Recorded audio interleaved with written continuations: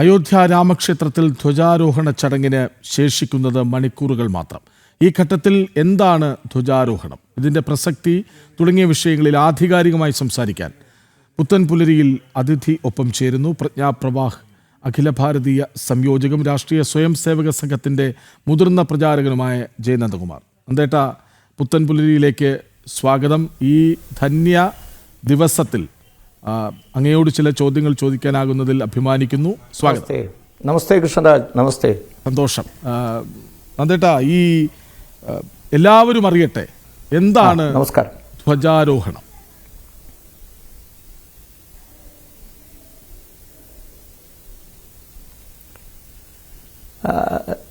എല്ലാവർക്കും നമസ്കാരം. ഇത് അങ്ങേയറ്റം അഭിമാനകരമായ സന്തോഷകരമായ ഒരു മുഹൂർത്തമാണ് വരാൻ പോകുന്നത്. ഭാരതത്തിലെ വിശ്വാസികളായ ഹിന്ദുക്കളെ എല്ലാവരെയും സംബന്ധിച്ചിടത്തോളം, ലോകമെമ്പാടുമുള്ള ഭാരതീയരെ സംബന്ധിച്ചിടത്തോളം അങ്ങേയറ്റം ആഹ്ലാദകരമായൊരു മുഹൂർത്തമാണ്. കാലങ്ങളായി കാത്തിരുന്ന ഒരു ശുഭമുഹൂർത്തമാണ്. കഴിഞ്ഞ വർഷം നമ്മളത് ഒന്ന് കണ്ടു, പ്രാണപ്രതിഷ്ഠയുടെ മുഹൂർത്തത്തിലൂടെ. പ്രാണപ്രതിഷ്ഠ നടന്നത് ആദ്യത്തെ തലത്തിലാണ്, അല്ലെങ്കിൽ ആദ്യത്തെ നിലയിലാണ്. അവിടെയാണ് രാമലല്ലയുടെ വിഗ്രഹം. ഒരു ക്ഷേത്രം അതിൻ്റെ പൂർണ്ണത കൈവരിച്ചു കഴിഞ്ഞാൽ, പരിപൂർണമായി നിർമ്മിച്ചു കഴിഞ്ഞാൽ, ഗർഭഗൃഹത്തിൽ ആദ്യം പ്രാണപ്രതിഷ്ഠ നടത്തുമ്പോൾ എല്ലാ നിലകളും പൂർണ്ണമായിരുന്നില്ല. ഉദാഹരണത്തിന് സപ്തമന്ദിരങ്ങൾ, അതേപോലെ അന്നപൂർണ മന്ദിരം, പിന്നീട് രാമദർബാർ എന്ന രണ്ടാം നിലയിലുള്ള മന്ദിരമൊന്നും പൂർണ്ണത കൈവരിച്ചിരുന്നില്ല. ഇപ്പോൾ അതിൻ്റെ പരിപൂർണ നിർമ്മാണം കഴിഞ്ഞു. ആ കഴിഞ്ഞതിൻ്റെ ഒരു പ്രഖ്യാപനം, ക്ഷേത്രം അതിൻ്റെ പൂർണ്ണതയിലെത്തി, അവിടെ ഈശ്വര ചൈതന്യം കുടികൊള്ളുന്നു, ആ ഈശ്വര ചൈതന്യം അവിടെ നിന്ന് പ്രസരിക്കുന്നു എന്നതിൻ്റെ മഹാപ്രഖ്യാപനമാണ് ഒരു ക്ഷേത്രത്തിലെ ധ്വജാരോഹണത്തോടെ സംഭവിക്കുന്നത്. ഇവിടെ അതാണ് ഇന്ന് 11:58 അഭിജിത്ത് മുഹൂർത്തത്തിൽ, മാർഗശീർഷ മാസത്തിലെ ഈ ശുഭപഞ്ചമി നാൾ. ഈ ശുഭപഞ്ചമി എന്ന് പറയുന്നത് രാമസീതാ വിവാഹത്തിൻ്റെ ശുഭപഞ്ചമി അഭിജിത്ത് മുഹൂർത്തമാണ്. ഈ മുഹൂർത്തത്തിലാണ് ഇന്ന് ഈ പവിത്ര ചടങ്ങ് നടക്കുന്നത്. ആ ചടങ്ങ് നടക്കുന്നതോടുകൂടി ഞാൻ നേരത്തെ പറഞ്ഞതുപോലെ ക്ഷേത്രം അതിൻ്റെ പരിപൂർണതയിലെത്തിക്കഴിഞ്ഞു. അവിടെ ചൈതന്യം അതിൻ്റെ പരിപൂർണമായ നമ്മുടെ പതാകയും ഓരോ അടയാളപ്പെടുത്തലാണ്. ഇവിടെ അത് ദേവന്റെ സാന്നിധ്യമുണ്ടെന്ന വിളിച്ചു പറയലാണ്. ഇതാണ് ആ ദേവന്റെ സാന്നിധ്യത്തിൻ്റെ കൊടിയടയാളം എന്ന് ഉറക്കെ പറയൽ കൂടിയാണ് ഈ ധന്യമുഹൂർത്തത്തിലൂടെ, അല്ലേ?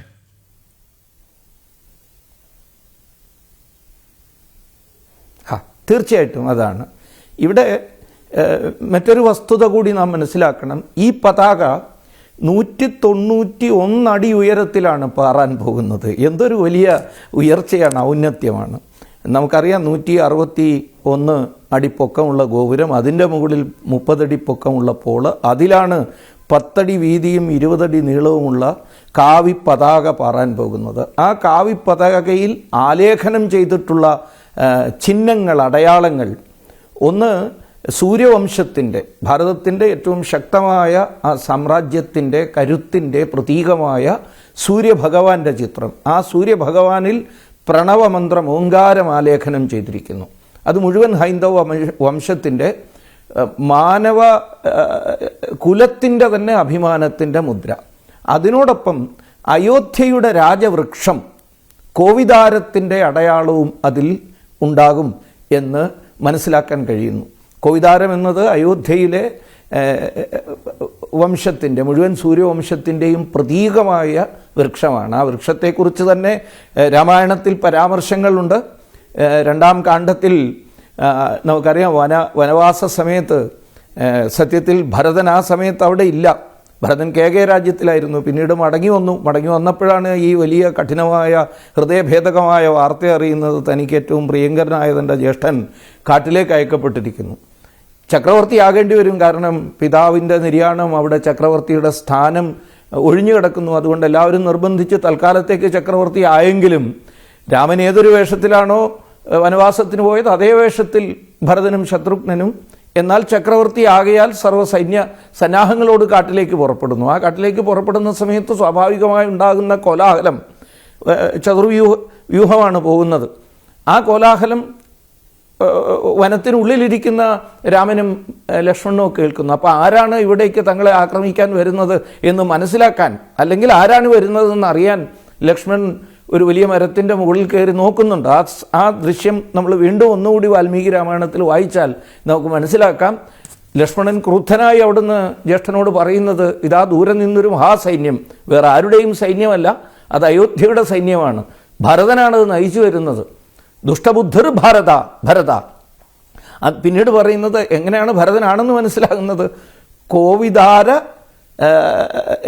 രഥേ, രഥത്തിൻ്റെ മുകളിൽ കോവിദാര അടയാളം കാണുന്നു എന്നാണ്. അപ്പം ഞാനിത് പറഞ്ഞത് ആ കോവിദാരം എന്നത് പിന്നീട് രാമൻ മനസ്സിലാക്കിച്ചു കൊടുക്കുന്നു, ഭരതൻ അതിനല്ല വരുന്നതെന്ന്. ഏതായാലും ആ കോവിദാരം എന്നത് ചിഹ്നമാണ്, അയോധ്യയുടെ രാജവംശത്തിൻ്റെ രാജവൃക്ഷത്തിൻ്റെ അടയാളമാണ്. ശ്രീ ജെ നന്ദകുമാർ, അതായത് ഈ 551 സ്ത്രീകൾ കലശങ്ങളിൽ സരയൂ നദീജലം നിറച്ച് രാമൻ സഞ്ചരിച്ച വഴികളിലൂടെ യാത്ര ചെയ്യും. സമീപത്തെ ക്ഷേത്രങ്ങളിൽ നിന്ന് രാമൻ്റെയും സീതയുടെയും വിവാഹ ഘോഷയാത്രകൾ പ്രധാന ക്ഷേത്രങ്ങളിലേക്ക് പുറപ്പെട്ടു വരും. നോക്കൂ, നമ്മളൊക്കെ മനസ്സിൽ സൂക്ഷിച്ചിരുന്ന ഒരു അയോധ്യയുണ്ട്. അത് പ്രാബല്യത്തിൽ വന്നിട്ട് പ്രാണപ്രതിഷ്ഠ കഴിഞ്ഞ് 1 വർഷമാകുന്നു. അപ്പോൾ ആ ചരിത്രത്തിൻ്റെ, രാമനും ലക്ഷ്മണനുമൊക്കെ സജീവമായിരുന്ന അയോധ്യയുടെ പുനരാവിഷ്കാരം കൂടിയോ നമ്മളിന്ന് കാണാൻ പോകുന്നത്?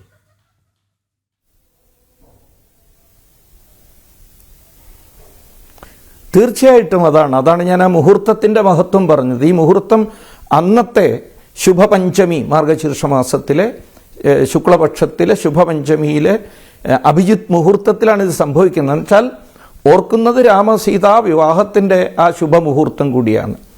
അയോധ്യ അതിൻ്റെ ശക്തിയുടെ കരുത്തിൻ്റെ പരകോടിയിൽ നിന്നതിൻ്റെ ഓർമ്മകളാണ് അവിടെ അയവിറക്കപ്പെടുന്നത്. അയോധ്യ പുനർജനിക്കുകയാണ്. അവിടെ സരയൂ തീരത്ത് വീണ്ടും രാമൻ്റെ അയോധ്യ ജനിക്കുന്ന ശുഭമുഹൂർത്തത്തിനാണ് അയോധ്യ സാക്ഷ്യം വഹിക്കുന്നത്.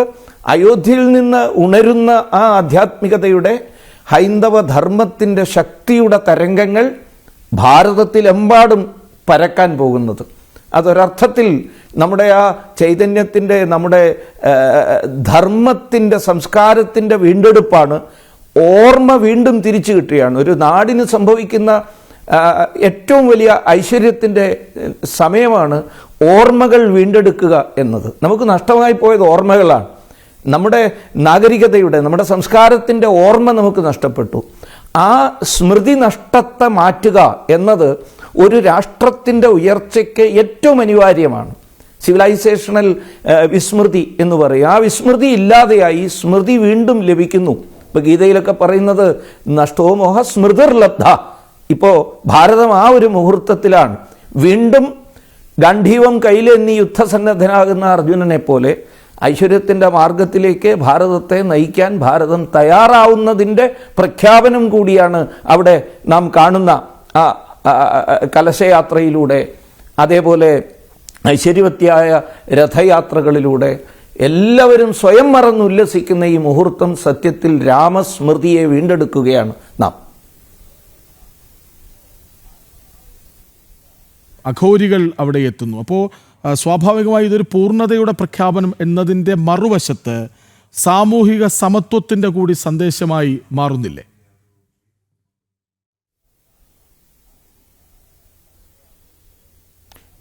അങ്ങനെയാണ് അത് സംഭവിക്കുന്നത്. ഇപ്പോൾ ഞാൻ നേരത്തെ പറഞ്ഞു സപ്തമന്ദിരങ്ങൾ, അവിടെ 7 പ്രധാനപ്പെട്ട ക്ഷേത്രങ്ങൾ പൂർത്തിയായി കഴിഞ്ഞു.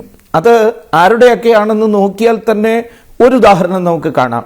ഒന്നാമത് അവിടെ വാൽമീകിയുടെ ക്ഷേത്രവുമുണ്ട്, അഗസ്ത്യരുടെ ക്ഷേത്രവുമുണ്ട്, വസിഷ്ഠൻ്റെയും ഉണ്ട്, വിശ്വാമിത്രൻ്റെയും ഉണ്ട്, ശബരി മാതാവിൻ്റെയും ഉണ്ട്, നിഷാദ രാജാവായ ഗുഹൻ്റെയും ക്ഷേത്രം. ഇപ്പോൾ ഗുഹൻ്റെ ക്ഷേത്രം, ഗുഹൻ ഏത് വംശത്തെ പ്രതിദാനം ചെയ്യുന്നു എന്ന് ഞാൻ പറയേണ്ടതില്ല. ശബരി മാത ഏതൊരു വംശത്തെ പ്രതിദാനം ചെയ്യുന്നു, അല്ലെങ്കിൽ വാൽമീകി മഹർഷിയും ഒക്കെ. അങ്ങനെ ആ ക്ഷേത്രങ്ങളുടെ നിർമ്മാണത്തിൽ പോലും ഇപ്പോൾ കൃഷ്ണരാജ് ചോദിച്ച ആ സമരസതയുടെ സന്ദേശം എത്തുകയാണ്. അതിനോടൊപ്പം തന്നെ ഈ സന്യാസിമാർ, മഹർഷിമാരൊന്നും ഏതെങ്കിലും ഒരു ഭൂമിശാസ്ത്രപരമായ പരിധിക്കുള്ളിൽ ഒതുക്കുന്നത് ശരിയല്ല. പക്ഷേ നമ്മെപ്പോലത്തെ സാധാരണക്കാർക്ക് ഒരു ഐക്യത്തിൻ്റെ സന്ദേശം കിട്ടാൻ അത് പറയേണ്ടി വരുന്നു. അഗസ്ത്യർ ഒരർത്ഥത്തിൽ ദക്ഷിണ ഭാരതത്തിൻ്റെ അല്ലെങ്കിൽ തെക്കൻ ഭാഗത്തിൻ്റെ മഹർഷിയായി ഇവിടെ വളർന്നു വന്ന ആയുർവേദത്തിൻ്റെതായാലും ഇവിടുത്തെ ശാസ്ത്രശാഖകളുടേതായാലും ഒക്കെ പ്രതിപുരുഷനായി നാം ആഘോഷിക്കുന്നത് അഗസ്ത്യരെയാണ്. ആ അഗസ്ത്യരുമുണ്ട്, വാൽമീകിയുമുണ്ട്, വിശ്വാമിത്രനുമുണ്ട്, വസിഷ്ഠരുമുണ്ട്, അഹല്യയും അവിടെ പ്രതിഷ്ഠിതയാവുന്നു, ഗുഹന്റെ ക്ഷേത്രം പ്രതിഷ്ഠിതമാകുന്നു. ഇതൊരു മനോഹരമായ സംയോഗമാണ്, സമരസതയുടെ അത്യുജ്വലമായ സന്ദേശമാണ്. 108 സന്യാസിമാർ അവിടെ ഇന്ന് പങ്കെടുക്കുന്നുണ്ട്. ഈ അഷ്ടോത്തരശതി പവിത്രമായ സംഖ്യയാണ്. അത് ഇന്ന് ആ മുഹൂർത്തത്തിൽ പങ്കെടുക്കുമ്പോൾ ഭാരതത്തിൻ്റെ എല്ലാ പാരമ്പര്യത്തിൻ്റെയും എല്ലാ വർഗവർണ്ണ വിശേഷങ്ങളുടെയും പ്രതിനിധികളാണ് ഉത്സാഹപൂർവ്വം ആ മംഗളമുഹൂർത്തത്തിന് സാക്ഷ്യം വഹിക്കാൻ പോകുന്നത്. ഇത് ആദ്യം മുതലേ തന്നെ നമ്മൾ അവിടെ പ്രകടിപ്പിച്ചിട്ടുള്ളത് അതുതന്നെയാണ്. ശിലാസ്ഥാപനം നടത്തിയത് ആരായിരുന്നു? ശിലാന്യാസം നടത്തിയത് അന്ന് മുതലേ അത് രാമൻ പ്രതിദാനം ചെയ്യുന്നത് ഗുഹൻ്റെയും ശബരിയുടെയും മാതാവിൻ്റെയും സന്ദേശമാണ്. അതാണ് ഇന്നവിടെ അത്യുച്ചത്തിൽ പ്രഖ്യാപനം ചെയ്യപ്പെടാൻ പോകുന്നത്.